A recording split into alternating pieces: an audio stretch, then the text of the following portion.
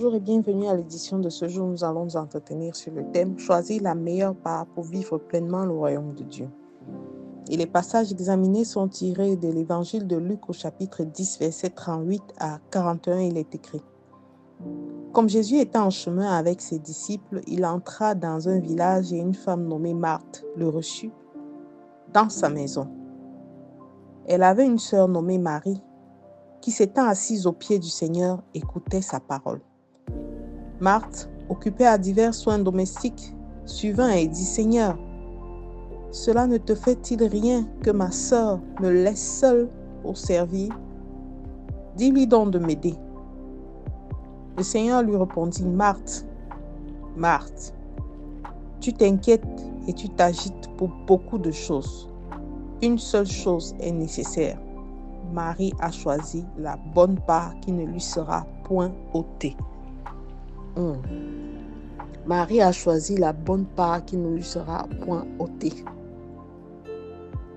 Nous voyons là le passage d'une servante de Dieu, Marthe, qui s'est hâtée à recueillir le Seigneur chez lui et tous ceux qui faisaient partie de sa délégation. C'est un geste bien noble et qui demandait d'elle beaucoup de charges parce que c'est beaucoup de responsabilités, surtout lorsque nous devons recevoir des personnes de qualité. Mais cependant, recevoir Jésus seul, recevoir le Seigneur seul dans sa maison, dans son cœur, ne suffit pas. Parce que Marthe est tombée dans le piège de l'activisme spirituel, où la plupart des personnes se mobilisent, s'agitent autour du service communautaire, du service de la maison de Dieu, mais en réalité sont perturbées, dispersées et débordées. Elles servent Dieu, mais elles ne sont réellement pas avec Dieu. Jésus déclare que Marie a choisi la bonne part. Non pas parce que le service n'était pas une chose qui était louable, mais parce qu'il estimait que la communion précède l'action. Marthe vient appeler Jésus à l'intervention comme arbitre. Mais comme beaucoup d'entre nous pouvons le faire, non, pourquoi pas m'aider?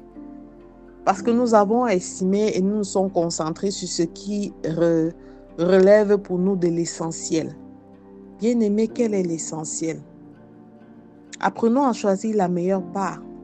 Au milieu de nos responsabilités diverses, de nos affaires, quelle est la part que nous réservons au Seigneur? Nous avons dit oui, nous lui avons ouvert la porte. Mais maintenant, est-ce que cela suffit?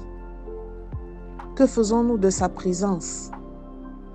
Nous avons deux types de foi, la foi active, mais distraite, celle de Marthe, et la foi contemplatrice et centrée, celle de Marie.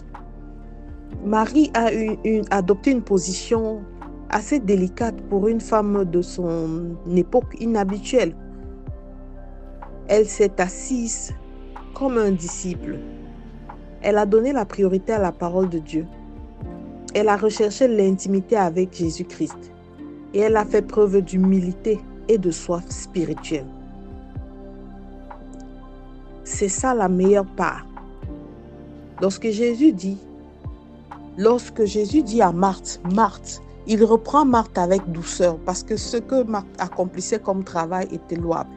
Mais il la reprend avec douceur en l'appelant deux fois. Le danger ici est de faire pour Dieu sans être avec Dieu et c'est ce que la plupart des personnes font. La meilleure part, c'est la présence de Jésus-Christ dans notre vie. La meilleure part, c'est l'écoute de sa voix. La meilleure part, c'est la relation vivante avec Dieu. Et cette part est personnelle. On ne peut pas la déléguer. C'est ta relation intime avec Dieu. Cette part-là est durable. Elle ne lui sera pas enlevée. Lorsque nous avons perdu nos travaux, tout ce qui nous est cher et tout ce qui avait de la valeur à nos yeux, il ne nous reste plus que quoi? Notre relation avec Dieu. Regardez l'exemple de Job. Et elle est prioritaire.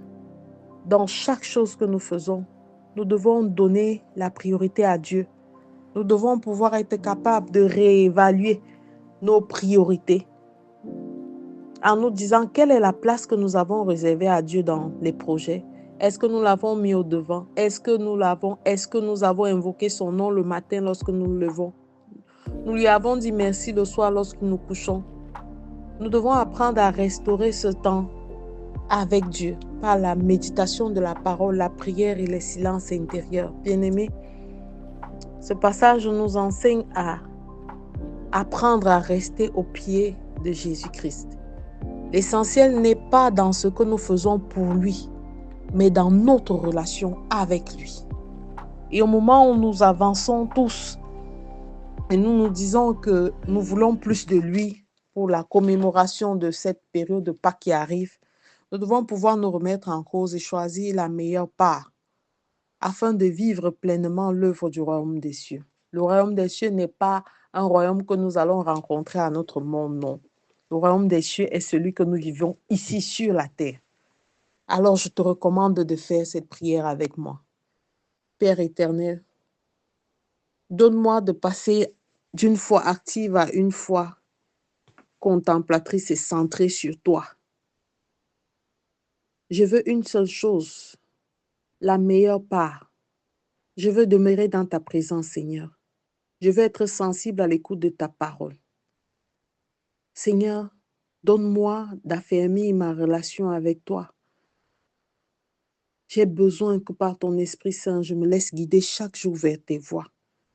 Merci, Père éternel, de te révéler chaque jour à moi. Merci de m'offrir ta parole afin que je sois chaque jour abreuvé à cette source d'eau vive.